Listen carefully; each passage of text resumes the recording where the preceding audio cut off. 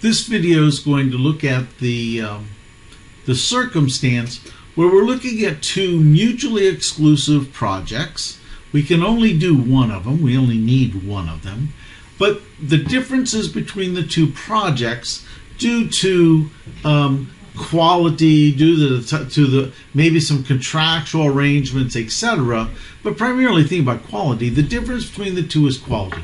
One is very good, but it costs more. So it's going to create cash flows for a little bit longer time frame, but the expense is more. And the other one's a little cheaper. It's not going to provide cash flows for quite as long time.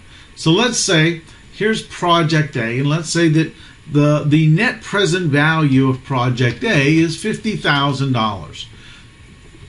The lifespan of project A is 3 years. And we want to give it a discount rate, so we'll just give it a discount rate of 10%.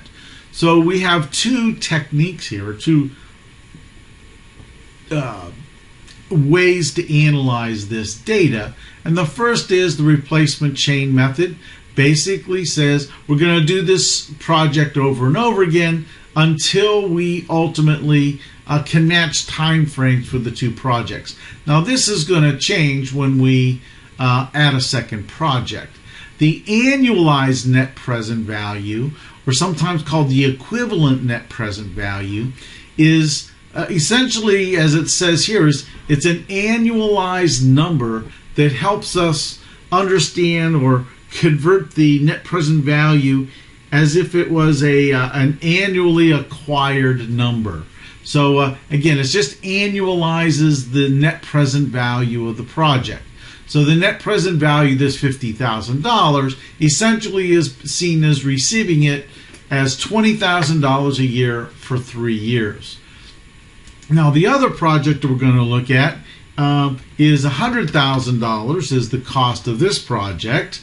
Now the the net present value of this, but the lifespan of this project is 8 years.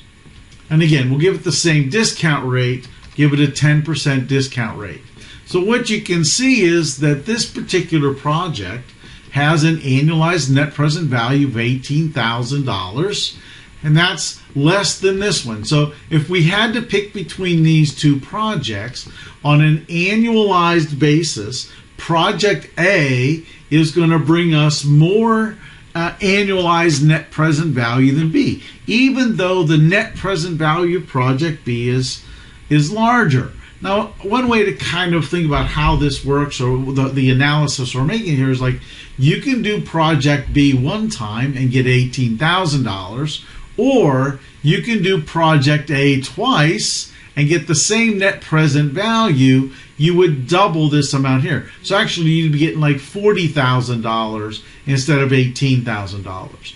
Now likewise, if you look at the replacement chain, once we add these two, when we equate them to equal time frames, Project A here would give the company about $180,000 in net present value. And if we did a Project B over and over again until we got to the same time frame, then it would bring $168,000. So from this basic analysis, we can see that even though Project B has a higher net present value, Project A is a better project. It brings us a greater amount of annualized net present value. And the reason why this is different is because of the time frames, right? 3 years versus 8 years. And if you think about the way net present value works, it is a summation of future cash flows, or present values of future cash flows. So if you have 5 more cash flows, it makes sense that the net present value might be greater. We need to look at this and put them on an equal playing field, if you will. So that's what unequal life analysis does for us. Talk to you at the next project.